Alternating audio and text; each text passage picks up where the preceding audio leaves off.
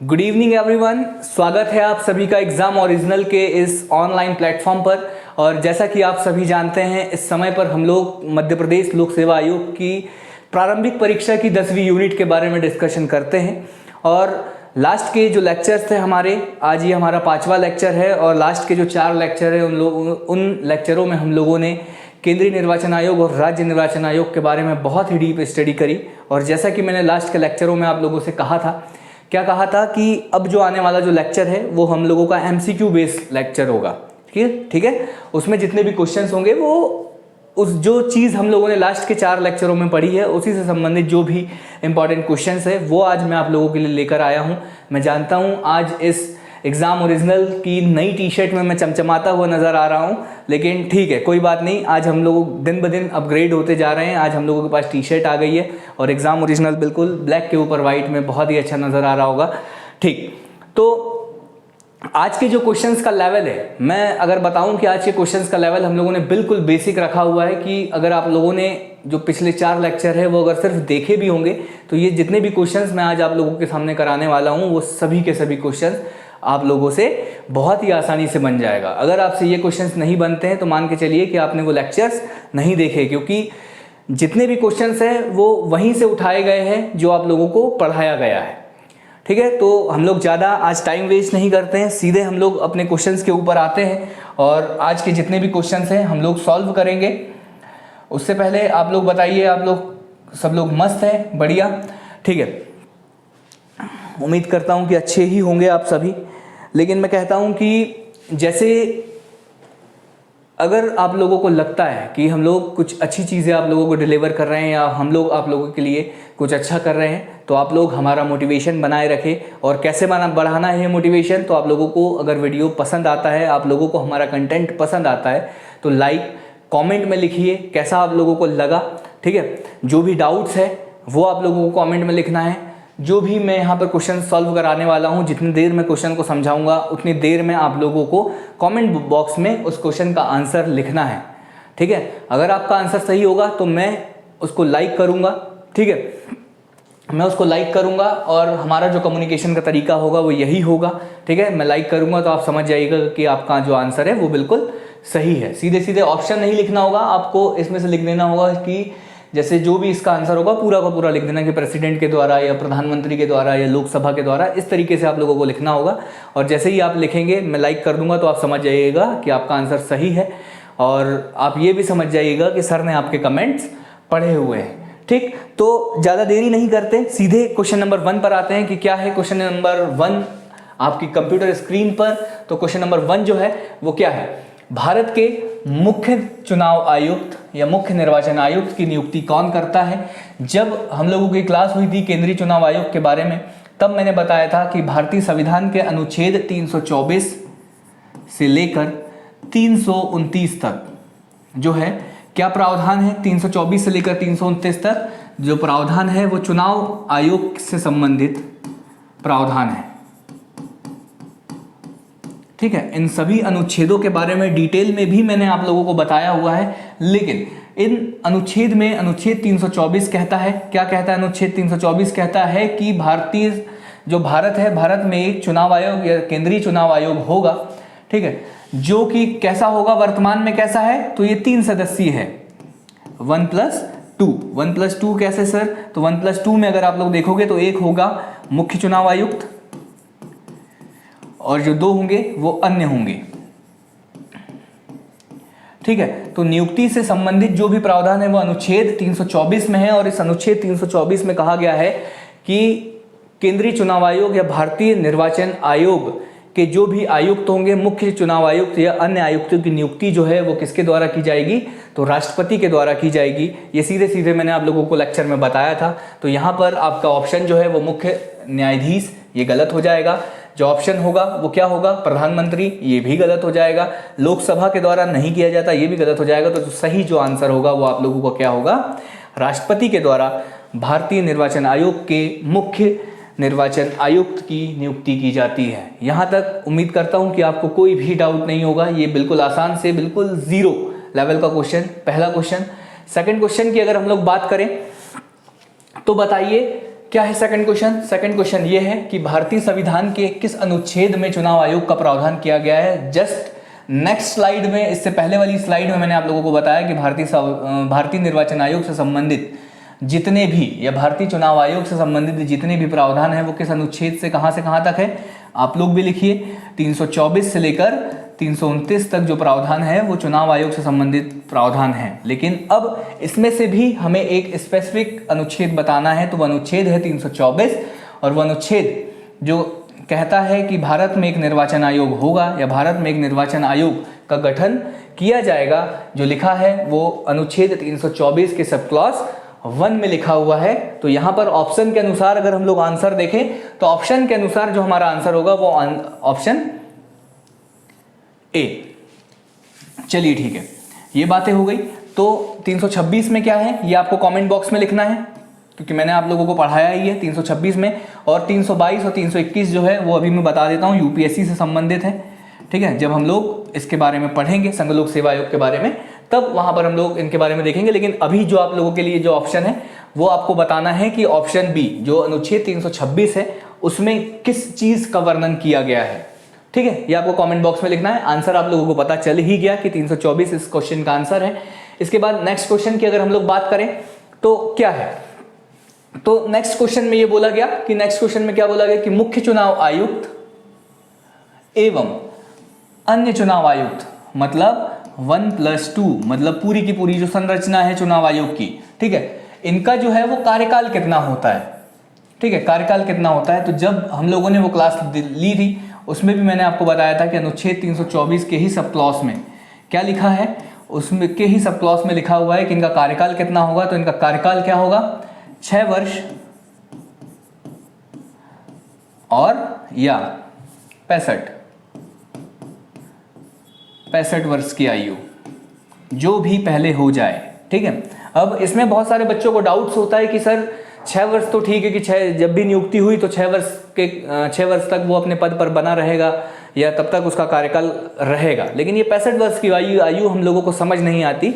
तो इसको एक उदाहरण की तरह मानिए कि आप मान के चलिए आपकी जो आयु है वो 62 वर्ष की आपकी आयु है और आप अभी अभी जो है वो निर्वाचन आयोग में आयुक्त के पद पर नियुक्त किए गए हैं।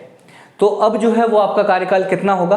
तो अब जो आपका कार्यकाल होगा वो मात्र और मात्र 3 साल का होगा, क्योंकि जैसे ही आपके 3 साल कंप्लीट होंगे आप 65 वर्ष की आयु को कंप्लीट कर चुके होंगे, और जैसे ही 65 वर्ष की आयु आपकी कंप्लीट हो गई तो वैसे ही आपका जो है वो कार्यकाल खत्म कर दिया जाएगा या समाप्त हो जाएगा। तो इससे संबंध यही है। लेकिन अगर आप 55 वर्ष की आयु में निर्वाचन आयोग में नियुक्त किए जाते हैं या उस पद पर नियुक्त किए जाते हैं तो आपका जो कार्यकाल होगा वो पूरा 6 साल का होगा। ठीक है, तो बहुत आसान भाषा में अगर आप उसको समझना चाहते हैं तो इस तरीके से होगा।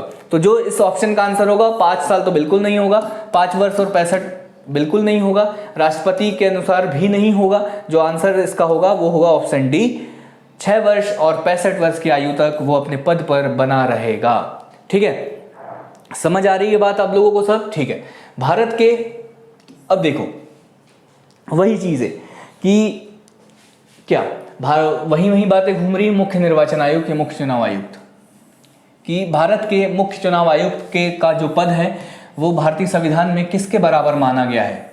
ठीक है, या इसके पद को जो है वो किसके बराबर या किसके समान माना गया है। तो जब हम लोगों ने लेक्चर अगर आप लोगों ने देखा होगा तब मैंने आप लोगों को बताया था कि जो भारत का जो मुख्य चुनाव आयुक्त है उनका पद किसके बराबर? सुप्रीम कोर्ट के न्यायाधीश, सुप्रीम कोर्ट के न्यायाधीश के बराबर माना जाता है। ठीक है, सुप्रीम कोर्ट के जो जज होते हैं तो सुप्रीम कोर्ट के जज या न्यायाधीशों के बराबर माना जाता है। तो उच्च न्यायालय, उच्चतम न्यायालय क्या है? राज्य के किसी राज्य के राज्यपाल के बराबर बिल्कुल नहीं माना जाता। राज्य के विधानसभा के अध्यक्ष के बराबर, ये भी ऑप्शन गलत हो गया आपका। लोकसभा के अध्यक्ष के बराबर, ये भी ऑप्शन गलत हो गया। तो आपका जो आंसर सही होगा वो आंसर बी, कि भारतीय निर्वाचन आयोग का जो मुख्य चुनाव आयुक्त है उसका पद किसके समान होता है या किसके बराबर होता है? तो उच्चतम न्यायालय के न्यायाधीशों के समान होता है या उस पद के बराबर होता है। ठीक, ये हो गया। फिर बात आती है, क्या बात आती है? हाँ, ये शायद भारतीय संविधान के किस भाग में चुनाव आयोग के लिए प्रावधान है? एक सदस्यीय, ये शायद कुछ मिसप्रिंट है, इसको अभी छोड़ते हैं। ठीक है, भारतीय संविधान के किस अनुच्छेद के तहत चुनाव आयोग की व्यवस्था की गई है? बात वही है, पहले क्वेश्चन से ही बता रहा हूं कि किन अनुच्छेदों के तहत, तो 324 से लेकर 329। आप ये समझिए कि आपका जो है ये रिवीजन हो रहा है, अनुच्छेदों का रिवीजन हो रहा है। तो किन अनुच्छेदों के तहत? अब देखिए ऑप्शन में क्या है, 324 से लेकर 329, ऑप्शन बी। ठीक है, निम्नलिखित में से कौन सा चुनाव आयोग द्वारा आयोजित, कौन सा चुनाव जो है वह चुनाव आयोग के द्वारा आयोजित कराया जाता है? जब मैंने आप लोगों को बताया था पहले ही लेक्चर में, सबसे पहला स्टेटमेंट मेरा क्या था, आप याद करिए। मैंने जब भी केंद्रीय चुनाव आयोग आप लोगों को पढ़ाना स्टार्ट किया था, तो मेरा पहला स्टेटमेंट ये था कि आप कभी भी ये मत समझिएगा कि केंद्रीय चुनाव आयोग या भारतीय चुनाव आयोग या निर्वाचन आयोग का संबंध किसी भी प्रकार से जो राज्य के पंचायत है या राज्य की जो नगरीय निकाय है, इनसे किसी भी प्रकार से उसका कोई संबंध नहीं है। फिर मैंने आप लोगों को बताया था कि तो सर फिर किन किन चीज़ों का ये चुनाव कराता है, किस कौन कौन से चुनाव जो है वो भारतीय चुनाव आयोग कराता है? तब मैंने आप लोगों को बताया था कि कौन कौन से चुनाव संपन्न कराता है। तो सबसे पहले तो अगर हम लोग देखें तो संसद के दोनों सदन, संसद के दो सदन कौन कौन से? राज्यसभा और लोकसभा, लोकसभा के चुनाव। ठीक है, उसके बाद अगर हम लोग बोलें तो विधानमंडल के चुनाव कराता है। विधानमंडल में क्या क्या? तो विधान परिषद और विधानसभा, ये हो गए। उसके बाद कौन से चुनाव कराते हैं सर? तो उसके बाद राष्ट्रपति का चुनाव, ये सारी चीजें मैंने आपको बताई थी, और उसके बाद उपराष्ट्रपति का चुनाव। ठीक है, तो ये जितने भी चुनाव है, ये काम जो करता है वो कौन करता है? ये जो डिब्बे में मैंने लिखी है, ये जो चुनाव कराने का काम जो है वो चुनाव आयोग का है। तो अब आप ऑप्शन में से ढूंढ लीजिए, क्या ढूंढना है? देखिए ऑप्शन में क्या बोला है कि निम्नलिखित में से कौन कौन से चुनाव आयोग के द्वारा, केंद्रीय चुनाव आयोग के द्वारा संपन्न कराए जाते हैं? तो राष्ट्रपति और उपाध्यक्ष, ये गलत हो जाएगा क्योंकि उपाध्यक्ष यहाँ ऑप्शन देखिए। लोकसभा के चुनाव, हाँ सर कराता है लोकसभा, राज्यसभा के चुनाव भी कराता है। ठीक है, यहां पर अगर उपराष्ट्रपति होता ना, उपराष्ट्रपति, ठीक है, तो ये ऑप्शन उपरोक्त सभी, आंसर डी जो हो जाएगा वो सही हो जाएगा। यहां पर उपराष्ट्रपति होगा, मिस प्रिंटिंग वो हो गया, क्योंकि यहां पर हम लोग कौन कौन से चुनाव कराता है, तो ए बी सी, ये भी राष्ट्रपति के चुनाव, लोकसभा के चुनाव भी कराता है, राज्यसभा के चुनाव भी कराता है, तो उस हिसाब से उपरोक्त सभी यहाँ पर उपराष्ट्रपति होना चाहिए। ठीक है, तो यहाँ पर आप लोग उपराष्ट्रपति कर लीजिएगा। तो ये हो गया आपका सारी चीजें। तो ये बहुत ही ज्यादा इंपॉर्टेंट क्वेश्चन है, आप समझिए, बहुत ज्यादा टफ क्वेश्चन बन जाता है यहाँ से कि बताइए निम्न में से कौन कौन सा चुनाव जो है वो चुनाव आयोग के द्वारा संपन्न कराए जाते हैं। या आपसे क्वेश्चन उल्टा पूछा जा सकता है कि बताइए निम्न में से कौन सा चुनाव जो है वो चुनाव आयोग के द्वारा संपन्न नहीं कराया जाता। ठीक है, चुनाव आयुक्त, अगला क्वेश्चन जो है क्वेश्चन नंबर 8 आप लोगों के लिए, चुनाव आयुक्त किस वर्ष से 3 सदस्यीय आयोग के रूप में गठन किया गया? मतलब 3 सदस्यीय आयोग ये किस वर्ष से हो गया? ठीक है, तो इसके बारे में अगर हम लोग देखें तो मैंने आप लोगों को बताया था चुनाव आयोग का गठन कब हुआ था, तो 25 दिसंबर 1950।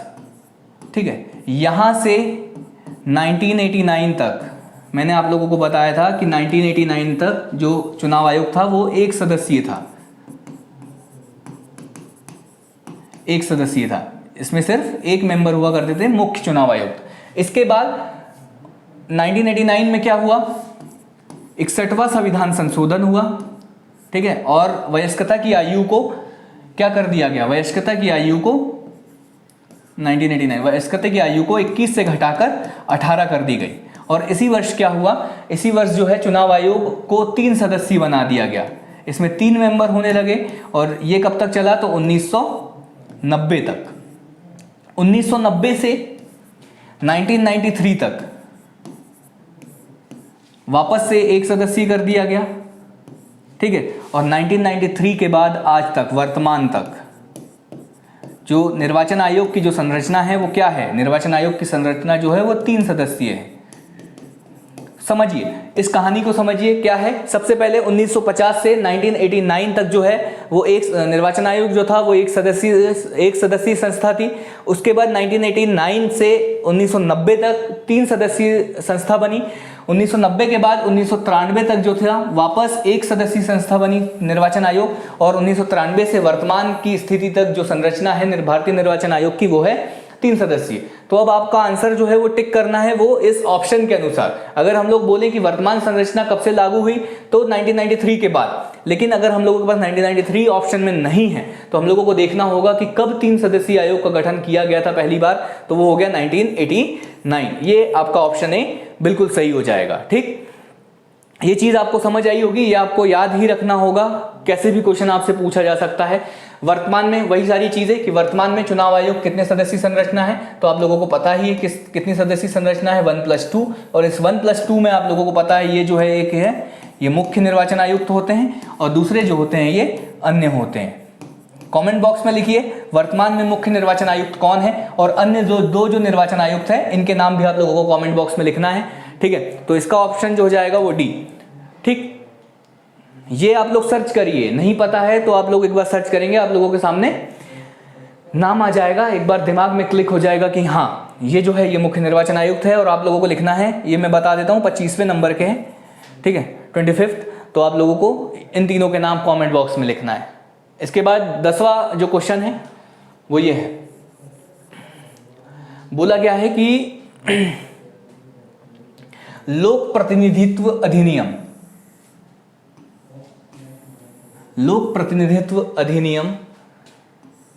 1951 किस अनुच्छेद के तहत, अब ये किसने जारी किया, तो ये संसद के द्वारा ये अधिनियम पारित किया गया। अब आप देखिए चुनाव से संबंधित मैंने आप लोगों को बताया था, जब अनुच्छेद हम लोगों ने पढ़े थे तब मैंने आप लोग याद करेंगे कि अनुच्छेद 327 में मैंने कहा था कि संसद के चुनाव और राज्य विधानमंडल के चुनाव से संबंधित किसी भी प्रकार का नियम बनाने की जो किसकी शक्ति, संसद की शक्ति। चुनाव से संबंधित किसके चुनाव से संबंधित, संसद के चुनाव, और विधानमंडल के चुनाव से संबंधित नियम बनाने की जो शक्ति, किसकी शक्तियों के बारे में वर्णन किया गया था, संसद की शक्ति के बारे में। अब यहाँ पर संसद ने एक अधिनियम पारित किया चुनाव से संबंधित, लोक प्रतिनिधित्व अधिनियम 1951, और ये किसने पारित किया, तो संसद ने पारित किया। मतलब संसद ने अपनी शक्ति का प्रयोग किया। तो संसद ने अपनी शक्ति का प्रयोग किस अनुच्छेद के तहत किया, तो वो अनुच्छेद मैंने आप लोगों को यहाँ पर लिख दिया। अब राज्य विधानमंडलों की शक्ति के बारे में जो दिया गया है, अगर यहीं पर आपसे पूछा जाता है कि राज्य विधानमंडल की शक्ति कौन सा अनुच्छेद में है, तो 328। तो यहाँ पर जो आपका आंसर हो जाएगा वो क्या, अनुच्छेद 327। आप समझिए कौन नियम बना रहा है, कौन विधेयक पारित कर रहा है, कौन अधिनियम पारित कर रहा है, तो वो अधिनियम जो है वो पारित कर रहा है संसद। और हम जानते हैं कि चुनाव से संबंधित जितने भी संसद की जो जितने भी नियम लागू करने की जो संसद की शक्तियां है वो किस अनुच्छेद के अंतर्गत है, तो वो जो अनुच्छेद है वो है 327। तो यहाँ पर सिंपल सा जो आंसर हो जाएगा वो ऑप्शन सी, अनुच्छेद 327 के तहत। ऑप्शन क्वेश्चन नंबर 10, यहां पर बोला गया है कि निम्नलिखित में से कौन आम चुनाव की अधिसूचना जारी करता है। मैंने आप लोगों को जब बताया था कि निर्वाचन आयोग के कार्य कौन कौन से होते हैं, कि निर्वाचन आयोग कौन कौन से कार्य करता है, तब मैंने आप लोगों को बताया था कि निर्वाचन आयोग निर्वाचक नामावली तैयार करने का काम करता है, योग्य मतदाताओं को पंजीकृत करने का काम करता है, प्लस मैंने बताया था कि चुनाव से संबंधित जितनी भी सूचनाएं होती है, तिथि घोषित करना मतलब तारीख घोषित करना, चुनाव से संबंधित सूचनाओं को घोषित करना, ये सभी काम जो है वो निर्वाचन आयोग के हैं। तो उन्हीं में से जो एक काम है वो है चुनाव, आम चुनाव का मतलब होता है लोकसभा के चुनाव। जो हमारे लोकसभा के चुनाव होते हैं उन्हें आम चुनाव कहा जाता है। और लोकसभा के चुनाव से संबंधित जो भी अधिसूचना है, जो भी सूचना है या जो भी नोटिस है वो जारी करने का काम जो करता है, मैंने आप लोगों को, अब आप खुद ही समझ रहे होंगे कि हम लोग यहाँ निर्वाचन आयोग से संबंधित ही जितने भी क्वेश्चन हैं वो लेकर आए हैं। बहुत आसानी से आप आंसर दे पा रहे होंगे। क्यों? क्योंकि मैंने लेक्चर में बोला ही है कि जितने भी क्वेश्चन है वो किससे संबंधित है, निर्वाचन आयोग से संबंधित है। लेकिन जब सारे क्वेश्चन मिक्स कर लेके आऊँगा ना मैं आप लोगों के सामने, तब आप हिल जाओगे, आपको समझ नहीं आएगा कि हाँ क्या है। यहाँ पर आप सीधे सीधे देख पा रहे हो, क्योंकि ऑप्शन चुनाव आयोग ही होगा और क्या हो सकता है, क्योंकि हम पढ़ ही रहे हैं चुनाव आयोग। लेकिन ठीक है, लेकिन जब आप सारे मिक्स्ड क्वेश्चन लेकर आओगे तब आप हिल जाओगे। मैं ये लिख कर दे सकता हूं, अगर ढंग से आप कॉन्सेप्ट क्लियर करके पढ़ाई नहीं करोगे तो आप हिल जाओगे। ठीक, इसके बाद अगर हम लोग बात करें, ठीक, यहां पर बोला गया है संसद के सदस्य। संसद के सदस्य मतलब लोकसभा के सदस्य और राज्यसभा के सदस्य, इनकी योग्यता संबंधी जो भी विवाद होंगे उसके संबंध में निर्णय कौन, मतलब इनको अगर इनकी योग्यता से संबंधित अगर इनको अयोग्य ठहराना हो तो ये जो निर्णय है वो कौन देगा। ठीक है, तो मैंने जब आप लोगों को पढ़ाया था तो मैंने कहा था कि संसद के सदस्यों के संबंध से संबंधित जो भी अयोग्यता से संबंधित जो एक मुख्य काम होता है निर्वाचन आयोग का, कि संसद के सदस्यों से की अयोग्यता से संबंधित जो है परामर्श किसको देना, राष्ट्रपति को देना। तो इन निर्णय कौन लेता है, तो निर्णय लेता है राष्ट्रपति। इनकी अयोग्यता से संबंधित जो भी निर्णय है वो लेगा कौन, वो राष्ट्रपति लेगा। लेकिन कौन परामर्श देगा, किसकी परामर्श के बाद लेगा, तो वो है चुनाव आयोग परामर्श देगा, या चुनाव आयोग कहेगा कि ये जो सदस्य है इसने उल्लंघन किया है या ये अयोग्य है, तो राष्ट्रपति उसे अयोग्य ठहरा दिया जाएगा राष्ट्रपति के द्वारा। तो निर्णय लेने की जो शक्ति है वो किसमें है, राष्ट्रपति में है। लेकिन परामर्श कौन देता है, तो परामर्श हमारा चुनाव आयोग देता है। क्वेश्चन नंबर 12 की अगर हम लोग बात करें, ठीक है, देखिए स्पीड से ही चलेगा क्योंकि सारी चीजें हम लोग पढ़ लिए हैं। अभी आपको यहां पर क्वेश्चन देखना है। ठीक, तो किस अनुच्छेद में न्यायालय के हस्तक्षेप को रोक है। हम लोगों ने जब सारे अनुच्छेदों के बारे में हम लोगों ने वर्णन किया था तो मैंने आप लोगों को लास्ट अनुच्छेद 329 के तहत मैंने कहा था कि चुनाव संबंधित जितने भी मामले या परिसीमन से संबंधित जितने भी मामले हैं उसमें जो है वो न्यायालय का हस्तक्षेप वर्जित किया गया है। ठीक है, तो जब हम लोगों ने कौन सा अनुच्छेद 329 जब हम लोगों ने देखा था तो ये उसी से संबंधित, देखिए चुनाव से संबंधित मतलब संसद और राज्य विधानमंडल के चुनाव से संबंधित जितने भी मामले हैं इसमें न्यायालय के हस्तक्षेप पर जो रोक है वो किस अनुच्छेद के तहत लगाई गई, तो अनुच्छेद 329। ठीक, अनुच्छेद 329 के बारे में तो कौन सा ऑप्शन है, ऑप्शन सी। आप लोगों को लिखना है अनुच्छेद 327 में क्या है, अनुच्छेद 328 में क्या है, जो अभी इससे पहली वाली स्लाइड में मैंने आपको बताया। ये अनुच्छेद आप लोगों को अभी नहीं पढ़ाया गया तो ये आप अभी छोड़ दीजिएगा। ठीक है, तो अभी आपको क्या लिखना है, अनुच्छेद 327 में क्या है कमेंट बॉक्स में, और अनुच्छेद 328 में क्या है। ठीक, इसके बाद अगर हम लोग बात करें कि किस संविधान संशोधन के तहत मतदान या वयस्क मताधिकार की जो आयु है वो 21 साल से घटाकर कितनी कर दी गई थी, 18 वर्ष। तो ये बहुत ही ज़्यादा इंपॉर्टेंट, आप जितने चाहे उतने स्टार लगा सकते हैं। कभी भी आपको किसी भी वनडे एग्जाम MPPSC के प्रीलिम्स में आपसे पूछा जा सकता है, तो आपको याद रखना है। जब मैंने अभी जस्ट इससे पहली वाली स्लाइड में बताया था कि 61वां संविधान संशोधन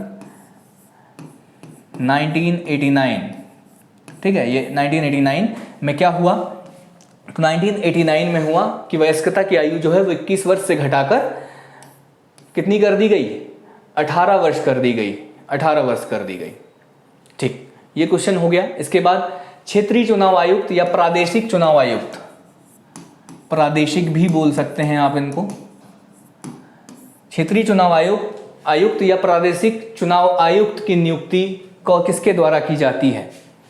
तो अगर आप अच्छे से पढ़े होंगे तो यह चीज़ भी मैंने आप लोगों को बताया था कि चुनाव आयोग की सिफारिश पर या चुनाव आयोग की सलाह पर किसके द्वारा, राष्ट्रपति के द्वारा प्रादेशिक चुनाव आयुक्तों की नियुक्ति की जाती है। अगर चुनाव आयोग को लगता है कि उसे कार्यभार ज़्यादा है और उसे प्रादेशिक चुनाव आयुक्तों की आवश्यकता है तो चुनाव आयोग सिफारिश करेगा, तो और राष्ट्रपति के द्वारा इन प्रादेशिक आयुक्तों की नियुक्ति कर दी जाएगी। बहुत बढ़िया, फिर से लाइट एक बार गोल हो चुकी है।